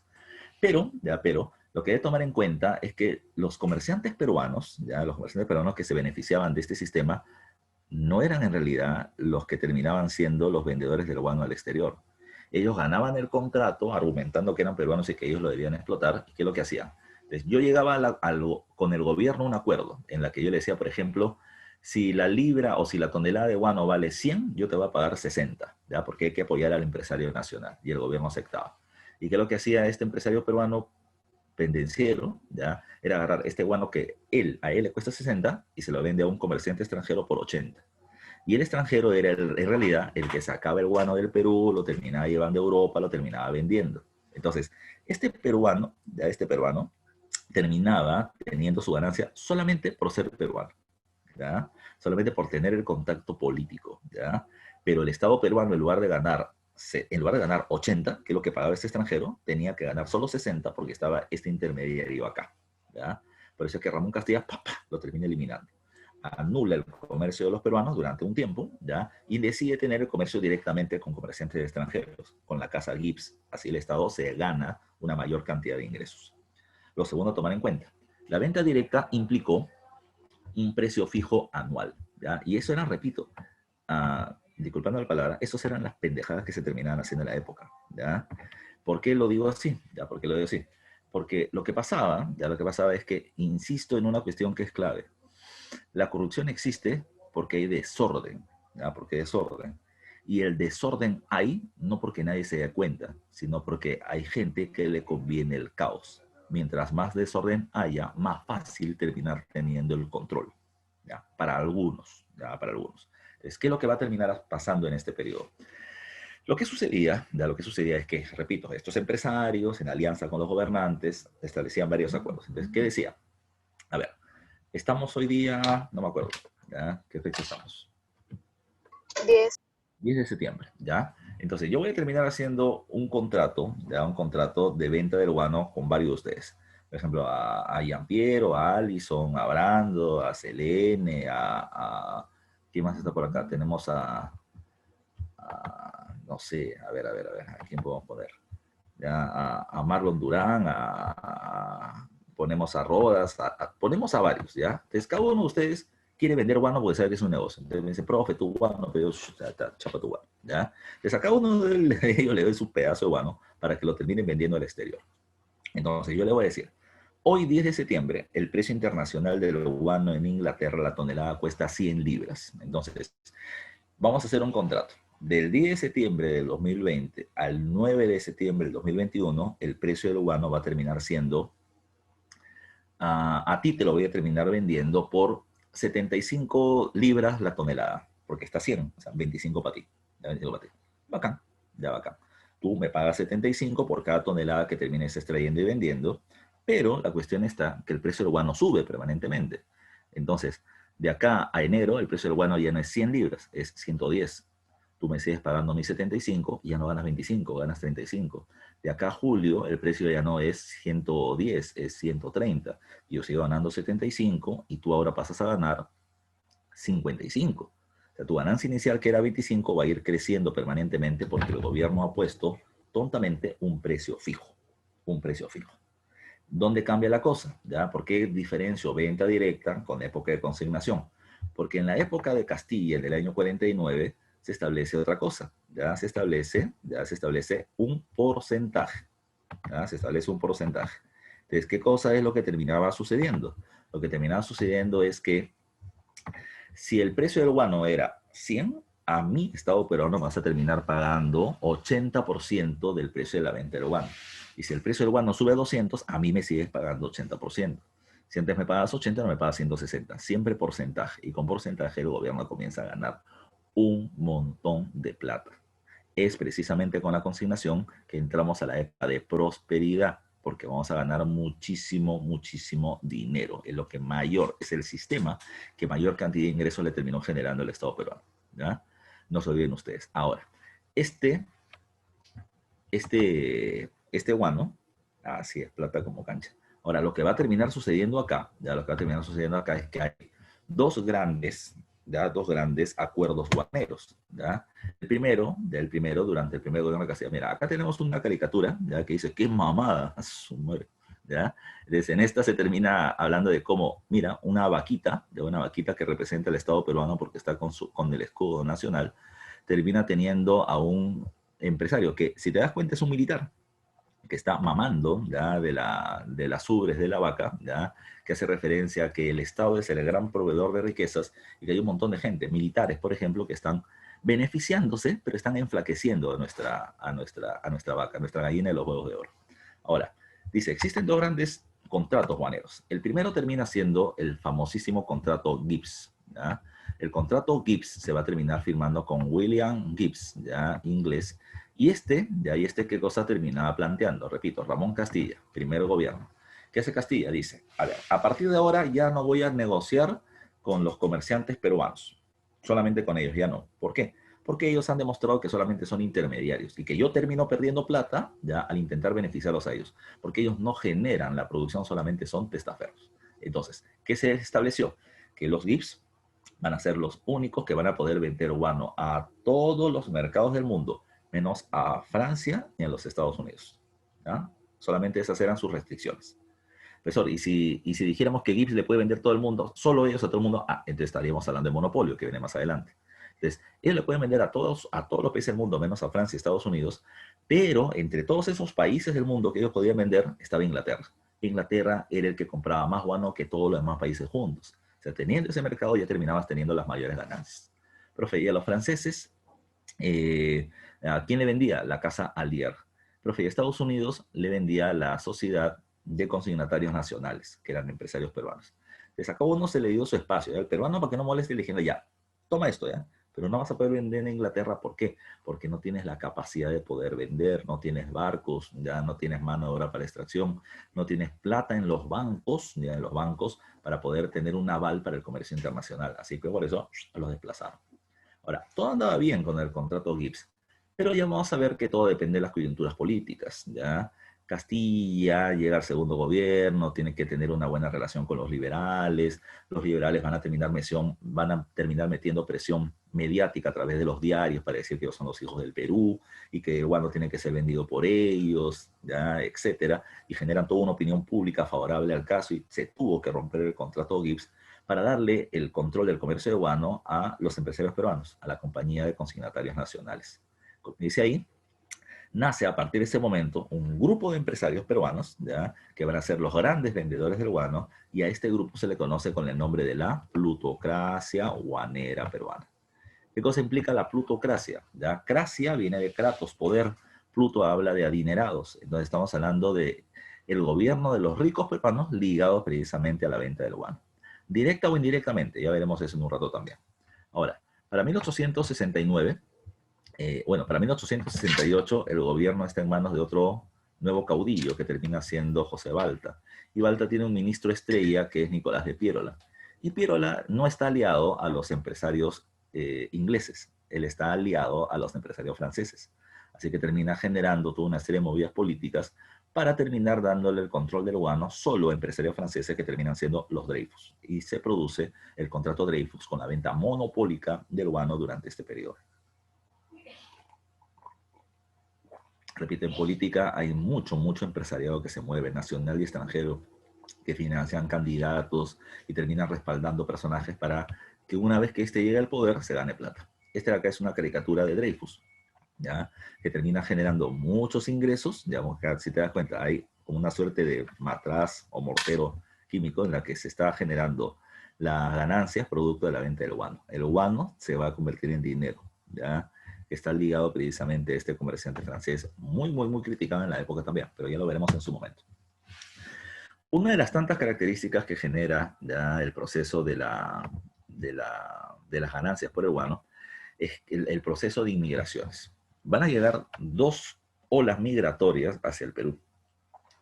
Tenemos por un lado los chinos y tenemos por un lado los europeos, ¿ya? Pero ¿son lo mismo? No son lo mismo, ¿ya? La forma en la que se les trata como mano de obra es diferente, ¿ya? El chino era culí. ¿Qué es culí? Ya que le estoy poniendo al fondo. Los culís terminaban siendo la forma en la que se le llamaba en Asia a la mano de obra no calificada, ¿ya? ¿A qué me refiero con mano de obra no calificada? No tienen conocimientos técnicos, no son profesionales. Entonces, ante eso, simplemente terminaban haciendo la chamba de cargadores, ¿no?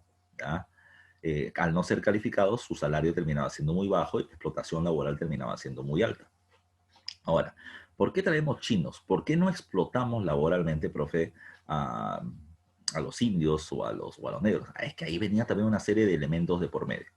Cuando se comienza a tener el tema del guano y el guano comienza a tener más valor y se quería vender más y termina requiriendo más mano de obra para poder extraerla, entonces se dijo, los negros, pues, si los negros han sido esclavos, que sigan siendo explotados. El negro dijo, está loco, esa vaina apesta, yo no voy a trabajar, además yo no soy esclavo, no soy libre, me quiere hacer trabajar ahí, pagame un montón. A pesar de eso, no quiero, pues, apesta esa vaina. Y no quisieron trabajar. Entonces dijeron, bueno, ¿ahora qué hacemos? Necesitamos gente que trabaje en las haciendas agrícolas de la costa norte, porque los negros están cobrando mucho ahora que son libres. Y por otro lado, requerimos gente para poder extraer el guano. Entonces dijeron, bueno, pues hay que traer chinos. Pero ¿de dónde surge la idea del chino? Lo que pasa es que en China ya se está produciendo una rebelión popular antifeudal llamada la rebelión de Taiping. ¿Ya? Esta rebelión antifeudal campesina va a terminar siendo reprimida por parte del gobierno y muchos de estos chinos están huyendo de las persecuciones y los asesinatos. Es ahí donde llegan los comerciantes peruanos, los traficantes de mano de obra, ¿ya? Que terminan siendo los llamados comerciantes chineros. ¿Ya? Los chineros llegaban, veían a los chinos desesperados huyendo y le decían, chinos, ¿qué pasó? No, que el gobierno me está persiguiendo. Si el gobierno te está persiguiendo, entonces algo vas a hecho pechino, pero yo te ofrezco una solución, te ofrezco un escape. Te voy a llevar a otro lugar donde vas a trabajar y te van a pagar un salario mensual. Y los chinos decían, ¿a dónde vas a Perú? ¿Y dónde queda Perú? No te interesa, chino. Para que veas que esto no es trucho, para que veas que esto no es falso, aquí está tu contrato.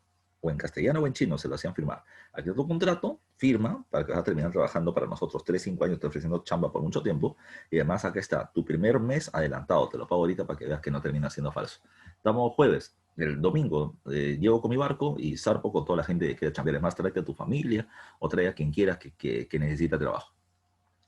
Al domingo había un montón de chinos que firmaban, recibían la plata y nunca iban al puerto, pero había un montón de otros, ya, que sí, ya, que terminaban yendo, ya, que terminaban yendo ellos y toda su familia enterita, ya, y todo el barrio se lo terminaban jalando.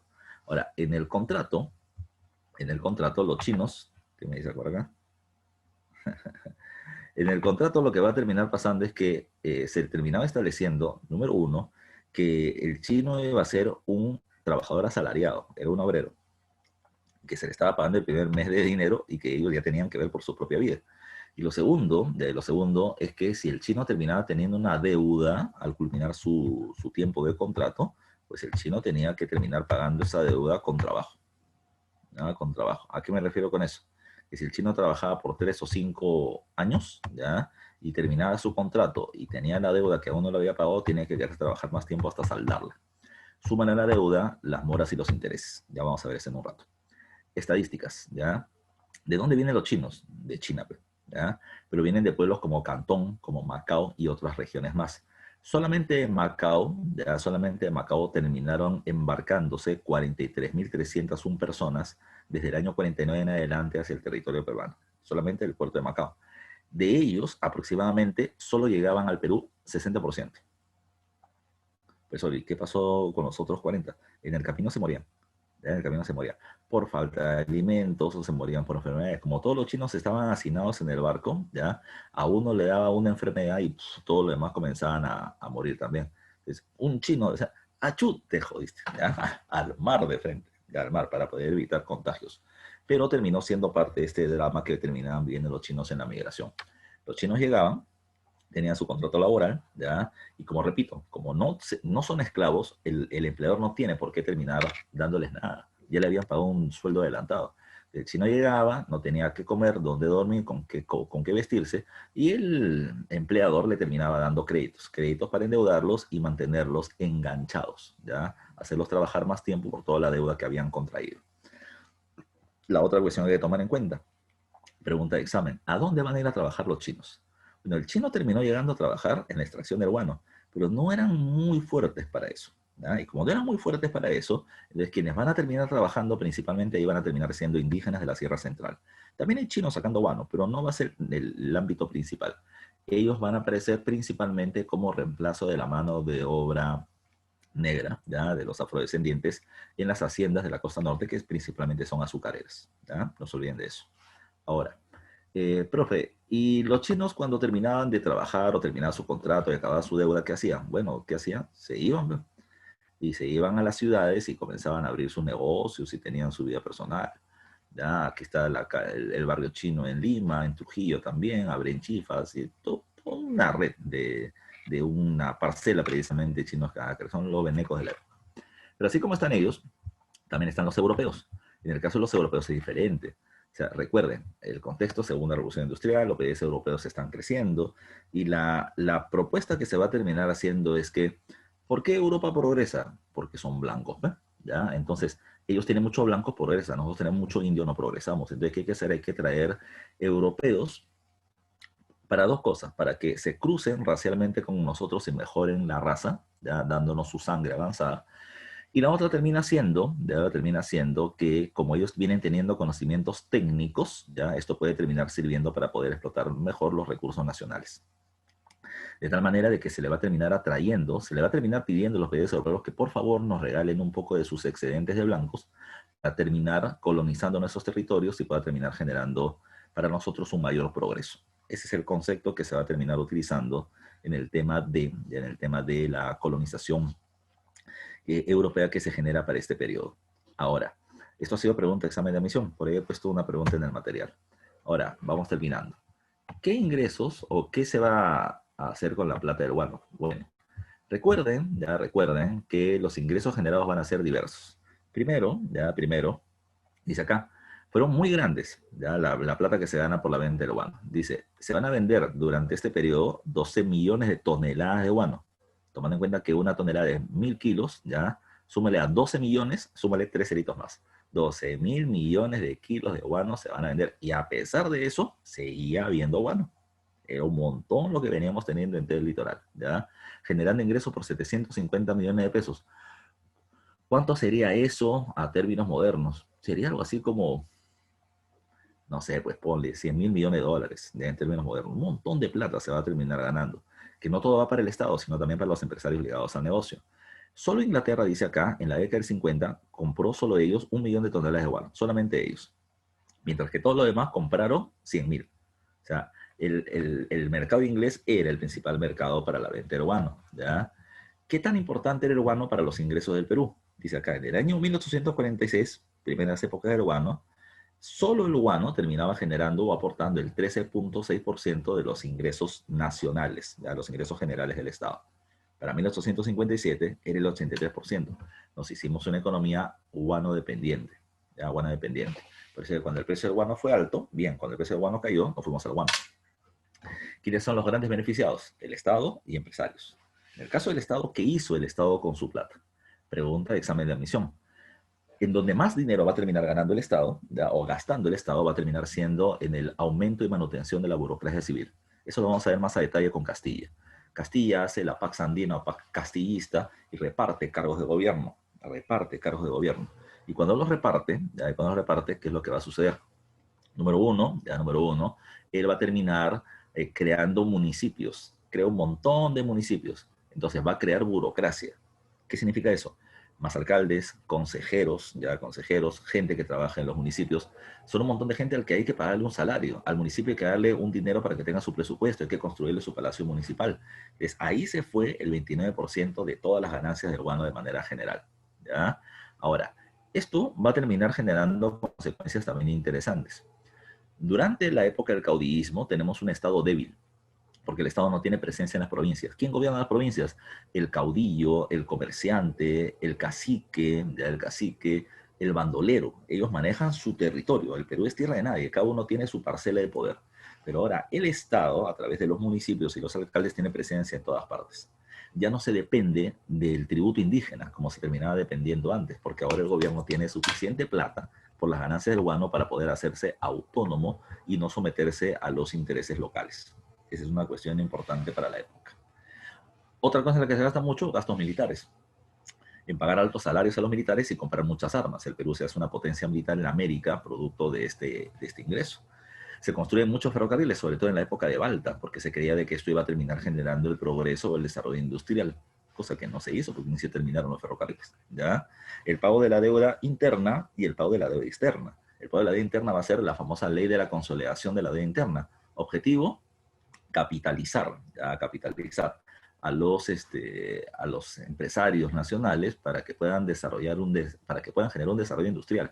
Pero también con eso lo que se buscaba era comprar paz. ¿Ya? Yo te doy dinero para que no molestes, ¿ya? Para evitar más conflictos. La Pax Andina, la Paz Castillista. El pago de la deuda externa a quienes apoyaron la independencia, Argentina, Chile, Venezuela.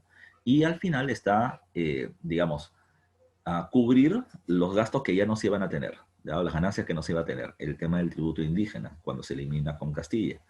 Y pagar por cada esclavo liberado. Es en lo que menos se gasta, pero es parte precisamente de estos gastos que el Estado hizo. Para culminar, ¿quién gana también? Ganan los empresarios, ya sean nacionales o extranjeros. ¿Ya? ¿Cómo ganan? Ganan por vender guano. ¿Ya? Pero ¿qué hicieron con su plata? ¿Ya? Lo que hicieron fue, uno, pregunta examen de admisión, tecnificar sus haciendas agrícolas. Terminaron metiendo técnicas de irrigación o nuevas tecnologías, las de la época, para incrementar su producción y terminar reduciendo sus costos y aumentar sus ganancias. La agricultura es algo que siempre da, porque la gente siempre va a comer. Y por otro lado está la fundación de bancos privados, pero no se terminó generando un proceso de industrialización que hubiese sido precisamente lo más importante para un crecimiento sostenible en el tiempo, como les había mencionado. Por otro lado, compran propiedades, porque los terrenos siempre se aprecian, siempre van a terminar teniendo más valor. Entonces van a comprar terrenos agrícolas, ya en la zona rural como en la zona urbana, los cuales de ahí van a terminar vendiéndolos para hacer conjuntos habitacionales, etcétera. Y mucha plata ahí, ya mucha plata. Cada vez que que puedas tener la posibilidad de tener dinero, compra terreno. No importa que esté lejos, ya el terreno te puede costar al principio $5.000, ya, pero ya que en 10 años, 15 años, 20 años, esos 5.000 se convierten en 15, 20, 25. ¿Ya? Por otro lado está, como te decía hace un rato, los gastos en lujos, ¿ya? En viajes, en fiestas, en banquetes, en alcohol, etcétera. Se dilapida el dinero. Pero, dice, ¿por qué la prosperidad terminó siendo falsa? Lo que te decía al principio, el precio del guano era muy alto. Cuando cayó el precio del guano, nuestra guano dependencia hizo de que nuestra economía se termine desplomando, ¿ya? Porque no se distribuyó la riqueza adecuadamente, porque los ricos se hicieron muy ricos y los pobres se hicieron muy pobres. Como un pobre se hacía más pobre, profe, se había mucha plata por el guano. Lo que pasa es que el pobre trabajador ganaba 1.000 soles. Pero, ¿qué pasaba? Como el Perú vendía mucho guano a nivel internacional y ganábamos libras y dólares, nuestra moneda nacional se depreciaba. Entonces tú podías seguir ganando 1.000 soles, pero lo que podías comprar con 1.000 soles era cada vez menos. Por lo tanto, la riqueza no terminaba siendo igual distribuida para todos. Otro, porque no nos industrializamos, tuvimos la oportunidad y no se hizo, ¿ya? Porque falta un liderazgo nacional y porque además de eso aparecen luego, repito, los competidores, el salitre y los fertilizantes químicos que nos sacan del mercado y que va a terminar siendo un problema para futuro, ¿ya? A ver, muchachos, creo que esta es la última diapositiva. Sí, terminamos con eso. Entonces, lo que vamos a hacer ahorita es ver el tema de las claves de tu material. Creo no he descargado. A ver, 14.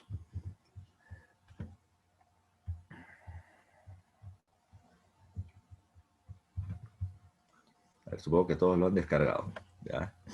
Dice, respecto a la Constitución del 39, creada durante el segundo gobierno de Gamarra, marque lo verdadero. Se aprobó su creación en el Congreso General Huancayo, verdadero, ¿ya? Se amplió el periodo presidencial de gobierno a 6 años. Esa no la recuerdo muy bien. Creo que es verdadero, ¿ya? Es verdadero.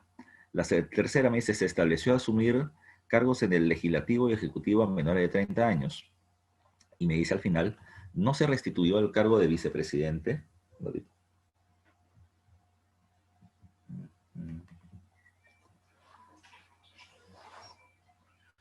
One moment, please.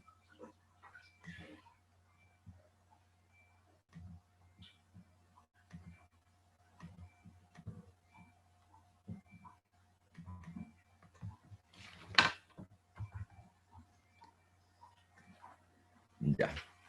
Entonces te decía, ¿Se estableció asumir cargos en el legislativo ejecutivo a los menores de 30 años? No, no, no, no, no. Esto es algo muy moderno, ¿ya? Recuerden que en la Constitución del 79 recién se termina estableciendo que tú puedes ser congresista a partir de los 25 y presidente a partir de los 35. Pero antes no, ¿ya? Antes no. Eso terminaba implicando que tú deberías tener una mayor cantidad de edad para poder ser maduro y poder tener cargos. Era una forma también de elitizar, seguir elitizando el poder, ¿ya? Eso es falso, ¿ya? Y por otro lado me dice, no se restituyó el cargo de vicepresidente, se estableció un fuerte centralismo. Verdadero. Acá la clave termina siendo la D de dedo. A ver, la siguiente pregunta, para no quitarte mucho tiempo. En la 2 la clave termina siendo la 1 y la 2 dice, fue el comerciante Quirós, ya el que inicia el arrendamiento, el Estado se benefició, pues la cantidad era importante para incrementar su presupuesto.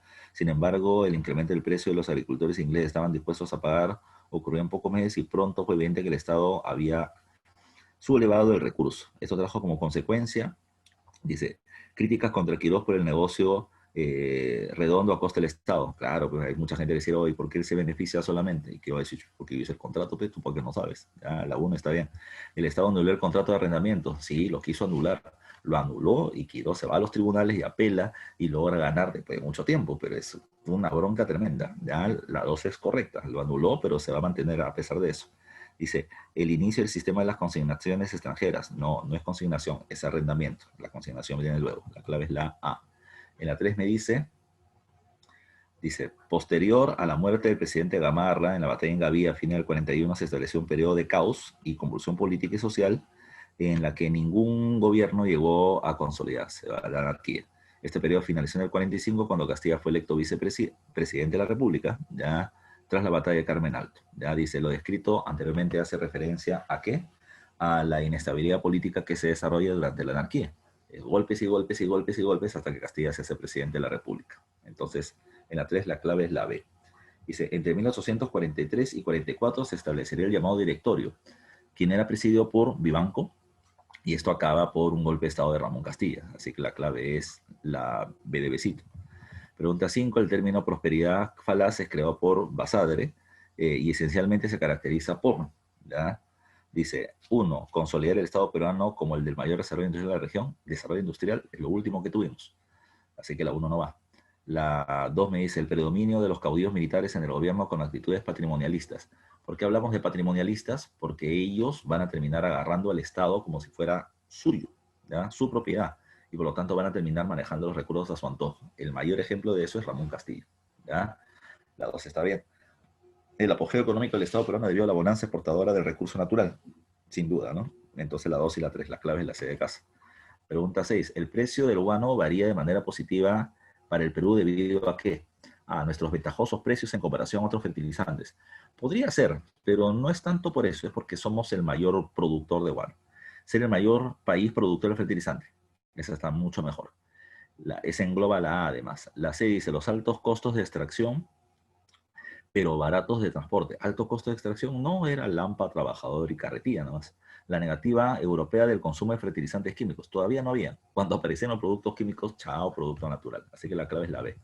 La 7 me dice, el contexto internacional, ¿ya? El contexto internacional que influyó particularmente en las características económicas de la República Peruana durante la prosperidad falaz fue, ¿ya? Y la mejor clave es la del crecimiento económico, industrial y agrícola del imperialismo, principalmente británico, ¿ya? Que requería de recursos naturales, materias primas y mercados. Entonces eso estaba mejor. Parte del desarrollo industrial, pero para nosotros, para la prosperidad falaz, estaba muy ligado a Inglaterra, ¿ya? Así que la mejor clave es la D de Edith.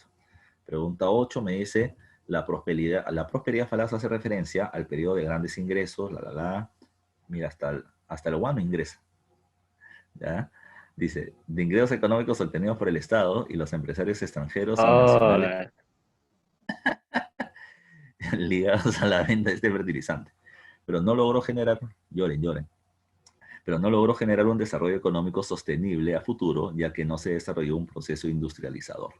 Si los empresarios nacionales no promovieron un desarrollo industrializador, entonces, ¿en qué invirtieron principalmente sus ingresos? Yo te dije, dos cosas, tecnificación de sus haciendas y fundación de bancos. Entonces, ¿cuál sería la clave B? Ya, la B de bandera. Pregunta 9, dice, a fines del siglo XIX, el Estado peruano impulsó una política de inmigración europea. Ya, pregunta examen. A partir de una ley explícita, el gobierno se comprometía a pagar los pasajes en vapor, ya, de tercera clase a las familias europeas menores de 60 años, dice, costeándoles una semana de alojamiento en Lima y el viaje hacia su lugar de instalación definitiva, ¿ya? Donde se les mantendría por 3 meses para que ellos como que se vayan instalando. Además, se les entregaría hectáreas de terreno, instrumentos de agricultura, semillas, y no pagarían impuestos por 5 años. ¿Cuál es el objetivo de esta política? Esa es una pregunta interesante y es relativamente cercana. Dice, colonizar territorios en algunas provincias de la costa, es que no solamente es la costa, ¿no? Ustedes, el ejemplo más claro de europeos, por ejemplo, está en la zona de la selva, San Ramón, Chanchamayo, etcétera, Posuso. Entonces, no solamente es en la zona de la costa. Van a llegar a la costa, por supuesto, pero no solo a la costa. Dice, implementar los planes agrícolas originarios de las potencias europeas. No, no, no, no. ¿Ah? No era una manera de poder respaldarlos a que ellos sean más poderosos, sino que era buscar cómo nos beneficiamos de ellos. La C me dice, aprovechar la experiencia de los técnicos para industrializar el país. Pues chévere. Y la D me dice, facilitar la explotación de las riquezas naturales de la República. Pues ahí estaba, esas dos alternativas terminan siendo buenas. Aprovechar la experiencia técnica de quien viene, ¿ya? O facilitar la explotación de las riquezas naturales. Me parece, porque es una pregunta así discutible, que lo mejor va con la C. O sea, no se está trayendo del europeo cualquiera, sino que se está buscando que este europeo que venga tenga algún conocimiento en especial. Por ejemplo, yo siempre pongo este ejemplito. Hacer ferrocarriles no es tan fácil, ¿ya? O sea, no solamente es aplanar el campo y poner dos fierros y que el tren pase por encima, sino que las vías del ferrocarril tienen 2 fierros acá, tienen fierritos, no, madera en el centro y grava, ya como piedritas. Tú que vives por ahí por el Agustino y pasas por la vía del tren vas a ver eso. La pregunta es, ¿para qué? Es que eso termina dándole estabilidad al movimiento del tren. O sea, no era tan fácil. Para eso tú tenías que tener experiencia y habías tenido que tener experiencia porque has trabajado en la construcción de trenes en Europa. Entonces, jalaban a ese tipo de trabajadores técnicos para terminar mejorando la explotación de nuestros recursos o terminar aplicando esto a conocimientos que puedan mejorar la patria. Entonces, mejor clave acá es la sede de casa, aprovechar la experiencia de los técnicos europeos para industrializar el país. Esa era la idea, ya la idea. Pero vamos a ver, pero también hay una idea racista, ¿no? No se olviden, vienen los blancos. ¿Por qué no traemos más negros? ¿Por qué no tenemos más asiáticos? ¿No? El asiático culip, mandador, el negro así esclavo, ¿no? Ese no tiene progreso, el europeo tiene progreso, hay que traerlos a ellos. Así que los negros estamos fregados. Número 9, clave C, y la número 10 me dice, es una lectura, dice, el gobierno pronto encontró que bien podía prescindir de los comerciantes nacionales, que al fin y al cabo no cumplían más que un rol de testaferros, lo que te decía con la venta peruana. En la época de la venta directa, el empresario peruano solamente hacía el contrato, pero ellos ni siquiera movían un dedo. Eran los empresarios extranjeros quienes terminaban extrayendo y vendiendo el guano, ¿ya? Dice, y pasó a tratar directamente con las casas comerciales extranjeras. Eso con el sistema de consignación que hace Ramón Castilla. Dice, estas ofrecían mejores condiciones económicas al Estado y tenían menos mañas para inflar los costos que se descontaban al gobierno, los que habían sido una fuente de corrupción. En la lectura se puede establecer, y la clave es que los consignatarios peruanos fueron desplazados por casas extranjeras. Así que la clave termina siendo la A de avión, ¿ya? Así que ahí terminamos. Ya te dije todas las claves, así que te leo rapidito, ¿ya? Para quienes no terminaron copiando, ¿ya? 1, dedo. 2, avión. 3, besito. 4, otro beso. 5, C de campeón, ¿ya? Como la U va a ser campeón. La siguiente, el peso peruano, variaba en mano positiva para el Perú. ¿Qué número es esa? ¿Qué número es esa? Perdón, el número.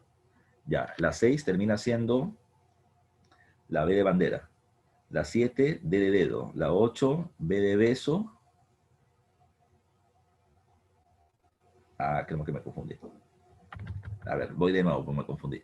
1 dedo, 2 avión, 3 bandera, 4 bandera, 5 casa, 6 beso, 7 dedo, 8 bandera, 9 casa y 10 avión. ¿Ya? Así que ya me comí 15 minutos, muchachos. Ahora sí me voy. ¿Ya? Vayan a descansar, muchachos. Nos vemos la siguiente semana. Cuídense mucho. Cuídense, muchachos. Alianza campeón. ¿Qué va a ser el campeón de equipo de media tabla con 3 puntos regalados? Comenzamos. Chao. Nos vemos. Vamos, cuídense.